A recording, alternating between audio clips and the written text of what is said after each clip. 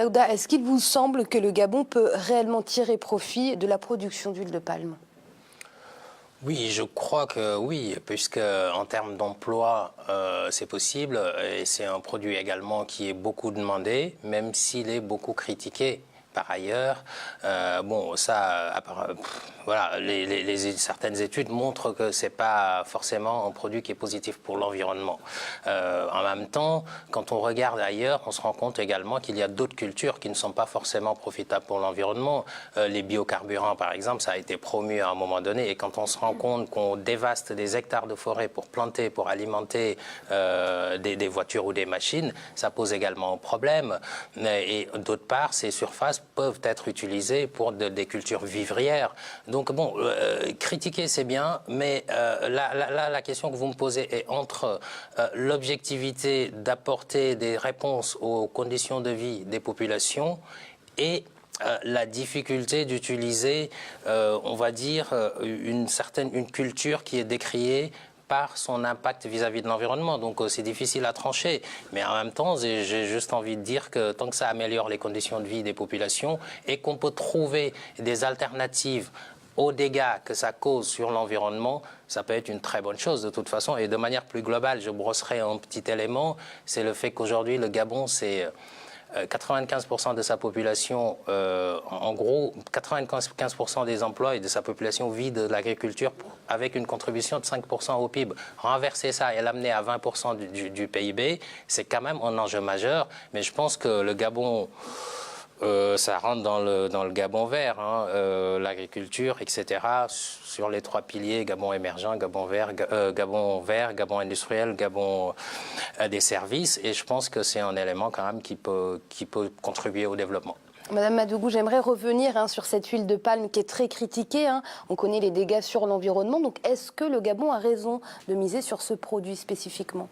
Alors d'abord, ce qu'il faut dire, c'est qu'il faut quand même saluer la volonté politique au Gabon qui aujourd'hui pense à la diversification. Vous savez, une économie de rente, surtout lorsqu'on connaît aujourd'hui la dépréciation des cours des matières premières, notamment l'or noir, ne peut pas effectivement continuer à soutenir la croissance économique au Gabon. Et donc, dans un premier temps, on salue cette approche de diversification.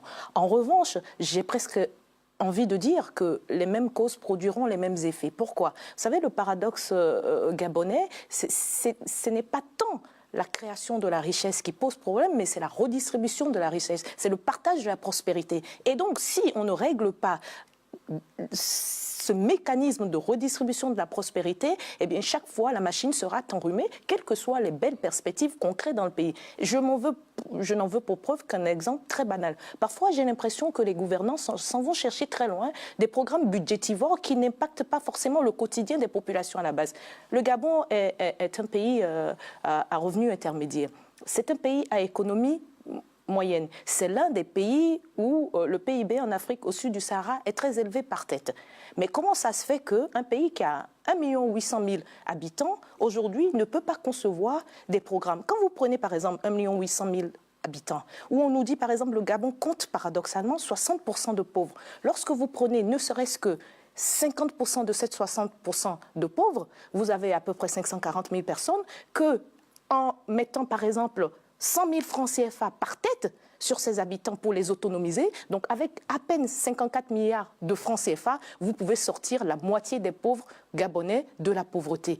Or, on nous parle de programmes de 300 milliards de francs CFA, de 500 milliards, qui par in fine, peut-être ne créeront que 600 emplois, et encore sont-ils des emplois durables? Et donc, en fait, il faut qu'on pense à des mécanismes d'inclusion financière, d'inclusion sociale, que les croissances dans nos pays ne soient plus des croissances jobless, des jobless growth, c'est-à-dire des croissances sans emploi, mais que ce soit des croissances inclusives qui puissent davantage créer des emplois, mais aussi en fait considérer des jeunes comme des créateurs d'emplois, et donc c'est l'inclusion financière. Justement, Jean-Marie, cette mauvaise redistribution des richesses, qui n'est pas forcément le cas au Gabon, on en a déjà parlé dans d'autres pays du continent, est-ce qu'il s'agit là d'une volonté politique?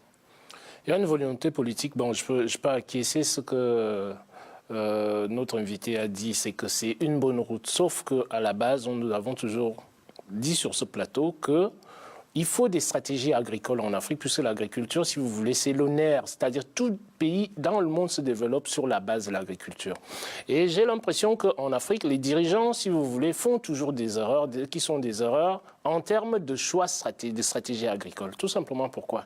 Ici, là, on va nous parler. Les techniciennes qui entourent nos gouvernements ne seraient pas compétents ou ça veut dire qu'il n'y a pas pas une question de volonté? compétence, si vous voulez. Il y a un peu de la compétence là-dessus, mais vous avez, si vous voulez, un mauvais ciblage, c'est-à-dire des secteurs qu'on doit prioriser dans l'économie. Et un manque de planification en tant que tel. Ce qui se passe ici, là, moi, de mon point de vue, moi, je serais complètement contre. Tout simplement pourquoi? Parce qu'aller cultiver l'huile de palme, si vous voulez, ça va nourrir combien de Gabonais, si vous voulez, quotidiennement parlant. Il aurait plutôt fallu, quand j'entends le reportage, dans le reportage, qu'est-ce qu'on nous dit? On nous dit tout simplement, c'est qu'on a mis l'accent sur quoi? Sur les plantations d'huile de palme. Je rappelle une chose, on nous a parlé ici, là, si vous voulez, de la rétribution, dont a parlé notre invité là tout à l'heure. Il y a un reportage qui est passé récemment sur le Cameroun, justement, sur ces plantations de palmiers à huile. On a vu comment est-ce que les gens étaient traités, dans quelles conditions est-ce qu'ils travaillaient. Donc, comment est-ce qu'on va améliorer les conditions de vie des individus, alors qu'à la base, je veux parler au niveau des salaires, on n'a pas ce qu'il faut. Et les conditions dans lesquelles les gens travaillent, ce sont des conditions esclavagistes, d'après c'est-à-dire ce reportage a tourné sur YouTube, la plupart des Africains l'ont regardé, mais c'est complètement scandaleux. Donner la priorité aux palmiers à huile, quand on sait que, quand vous prenez le petit Gabon, vous prenez le premier producteur mondial qui est l'Indonésie. Qu'est-ce que l'Indonésie, si vous voulez, le Gabon peut faire sur le marché international par rapport à ça? Et nous oublions toujours une chose, nous faisons des cultures de rente qui sont des cultures d'exportation. Mais maintenant, quand on va regarder la balance, quand vous faites le gap est énorme entre ce que nous croyons exporter à l'extérieur, qui sont des produits de rente qui sont censés nous apporter des devises, et ce que nous importons pour nos populations pour vivre tous les jours, à savoir le riz et tout ce qui s'ensuit. La balance, si vous voulez, est complètement nulle, voire négative dans toutes les économies africaines. D'où la nécessité de mettre en place des stratégies qui soient des stratégies inclusives, qui servent d'abord les populations africaines et non pas les ventes à l'exportation. Madame Madougou, le Gabon ambitionne donc d'atteindre l'autosuffisance alimentaire d'ici à 2020 et atteindre cette autosuffisance alimentaire, c'est bien évidemment produire plus, donc moderniser les équipements et injecter de l'argent à ces petits producteurs.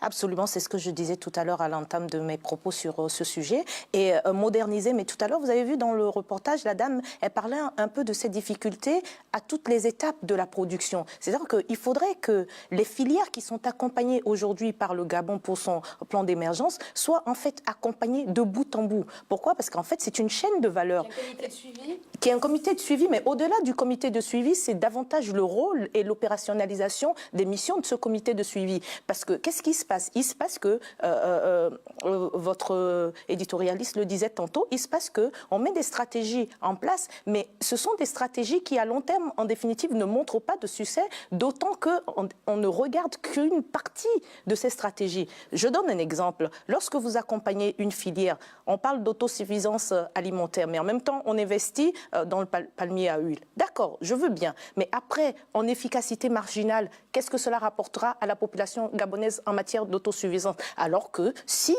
il suffit simplement, j'allais dire, de prendre un certain nombre de jeunes Gabonais, de leur dire, par exemple, nous vous accompagnons dans l'agriculture, par exemple, dans la production vivrière, nous vous mettons en groupement, nous vous assistons à toutes les étapes de cette chaîne de valeur, mais surtout, puisque nous voulons parler de diversification, c'est-à-dire qu'on veut quitter les 56% de contribution des industries extractives au PIB vers de la transformation. C'est de ça qu'il s'agit aujourd'hui. Il s'agit non pas simplement de mettre les gens dans l'agriculture, mais en définitive d'accompagner une chaîne de valeur qui va quitter l'étape de sarclage et qui va arriver jusqu'à la transformation. C'est lorsqu'on aura compris que la transformation crée de la richesse, crée de la valeur, qu'on pourra davantage créer des emplois. Et c'est l'heure de marquer une nouvelle pause. On se retrouve très vite pour la suite de l'Africa News. On remet tout de suite.